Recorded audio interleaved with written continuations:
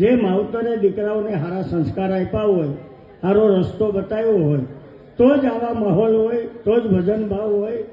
બાકી તો ઘણા અંધારું થાય એટલે વયા જાય છે. માવતરને ગોતવા જવા પડે કે દીકરા ક્યાં છે. પણ આવા દીકરાઓને તો હું એમ કહું, કોટી કોટી પ્રણામ. 7 જન્મ સુધી આવા દીકરા મળે અને 17 જન્મ સુધી આવા માવતર મળે એવી પ્રતિજ્ઞા કરી ભગવાન પાસે. તો આવી માવતરની એક વાત કરવી છે કે સંસ્કાર અને સારી વાતો સાંભળવાથી માણસને શું મળે છે. તો સાહેબ, એક ગામની અંદર એક બાપા અને 2 દીકરા રહેતા હતા અને એનું કામ ખાલી ચોરી કરવાનું હતું. ચોરી કરી અને જીવન ગુજારવાનું.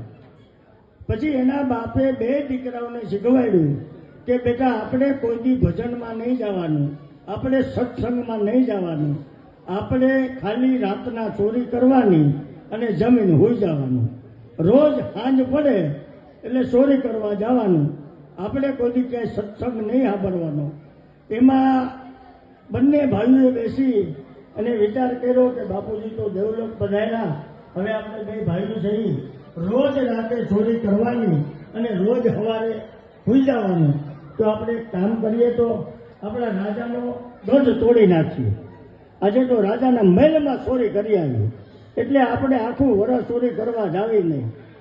હવે 2 ભાઈઓ વિચાર કરે છે અને વિચાર કરી અને એવો પ્લાન બનાવે છે કે આપણે રાજાનો રાજમહેલ તોડવો છે, આજે ચોરી કરવી છે. તો બરાબર રાજાના રાજમહેલમાં જવા માટે એક જ રસ્તો હોય છે અને એ રસ્તા ઉપર કોઈ હારા શાસ્ત્રીની કથા બેઠી હતી. હવે એ રસ્તામાંથી જવું જ પડે, બીજો કોઈ રસ્તો નહીં. પછી 2 ભાઈઓ ત્યાંથી જાય છે, પણ એણે કીધું કે અહીંયા હવે કથા હાલે છે તો શું કરવાનું? આ તો આપણે બાપુજીએ ના પાડી છે કે આપણે સત્સંગ નહીં સાંભળવાનું. હવે એ 2 કાનમાં રૂ ભરાવી અને 2 ભાઈઓ જાય છે અને જ્યાં સત્સંગ ચાલુ હતો જ્યાં મોટી કાંટાની વાડ હતી, બીજો કોઈ રસ્તો નહોતો. એટલે એક ભાઈ વાડને ઠેકી ગયો અને નાનો ભાઈ ઠેકવા ગયો ત્યાં વાડમાં પડી ગયો, એટલે કાંટો લાગી ગયો. હવે કાંટો લાગી ગયો એટલે કાંટો સહી પગમાં લાગે પણ હબાકો માથામાં નીકળે. એટલે એણે કાંટો કાઢવા માટે કાનમાં જે પૂંબડા ભરાયા હતા એ કાઢ્યા. જેવા પૂંબડા કાઢ્યા એવામાં શાસ્ત્રીજી છે એ પ્રવચન કરતા હતા કે આત્મા અને પરમાત્માને પડસાયો ન હોય. આટલું સાંભળ્યું તો એને યાદ આવી ગયું કે મારા બાપુજીએ કીધું હતું મને કે મારે સત્સંગ ન સંભળાય. એટલે એ 2 કાનના પૂંબડા પાછા કાનમાં નાખી દીધા અને વાય ઠેકી અને રાજાનો રાજમહેલ ચોરી કરવા વયા ગયા. અને ચોરી કરીને પાછા આવી ગયા ત્યાં રાજાએ સવારના ભોરમાં એલાન કર્યું કે આપણા રાજમાંથી જે કાંઈ ચોરી કરી ગયા એને કોઈ પકડી લઈ આવે તો એને 5 કોરી હોનામોર દેવા છે. હવે એ હોનામોર માટે ગામમાં હોય ને મારા જેવાય, તો 2 જણા રખડું હતા, એને કીધું કે આ ગામમાં ચોરી કોણ કરે એ આપણને 2ને ખબર છે. તો હવે આને પકડવા હોય તો શું કરવાનું?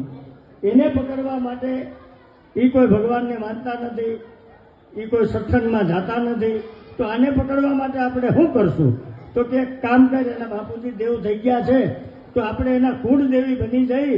એ કે મોમાઈ બની જા તું, આપણે ઊંટ લઈ આવી, તું મોમાઈ બની જા અને હું તારો ઊંટનું દોરડું પકડી અને એને ઘરે જઈને કહી કે અમે તારા કુળદેવી છીએ. એવી રીતે એ 2 જણાએ એવો પ્લાન કરી અને એ કુળદેવી ભાઈના હાંડીઓ લઈ અને સવારે 4 વાગ્યામાં એને ઘરે ગયા. એને ઘરે જઈને કીધું કે ભાઈ, અમે તારા બાપુજી અહીંયા મોકલા છે અમને, અને અમે તારા કુળદેવી છીએ. તમે લોકો જે કાંઈ ચોરી કરો છો એમાંથી 10મો ભાગ કાઢવો જોઈએ. તમે એ 10મો ભાગ કાઢતા નથી, તો હવે તમારે 10મો ભાગ દેવો જોઈએ. એટલે અમે આવ્યા છીએ. એટલે હવે મોટો ભાઈ બહાર ખાટલા ઉપર બેઠો બેઠો બધું આ વાતો સાંભળે છે અને એ જે રાજમાંથી ચોરી કરી આવ્યા હતા એમાંથી 10% ભાગ કાઢી અને ઓલા 2ને આપી દે છે. માતાજી સમજીને કે 10મો ભાગ આપણે માતાજીને આપી દઈએ. હવે એ જેવા ઊંટ અને માતાજી અને ભાઈ એ ઘરમાંથી નીકળી જાય છે ફળિયામાંથી, અને નાનો ભાઈ ઘરમાં રહોડામાં સુલામાં બેઠો બેઠો સુલા પાસે આગળમાં એના પગને શેકે છે. જે કાંટો લાગ્યો તો એને છેકે છે. પછી નાના ભાઈએ મોટા ભાઈને પૂછ્યું કે ભાઈ કોણ હતું? તો કે અરે આપણા કુળદેવી હતા, બાપુજી ત્યાં સ્વર્ગવાસમાં ગયા, ત્યાંથી મોકલ્યા હતા, એટલે આપણે એનો 10મો ભાગ કાઢ્યો અને એને આપી દીધો. તો નાનો ભાઈ કે તારે મને બોલાવો તો જોઈને કે માતાજીના મારે દર્શન કરવા છે. તો એણે કીધું કે હજી ગામની બહાર નહીં ગયા હોય ત્યારે એ જમાનામાં આ લાઇટો નહોતી એટલે ફાનસ રાખતા. તો પછી એને ફાનસ લઈ અને બે ભાઈઓ ગયા કે માતાજીને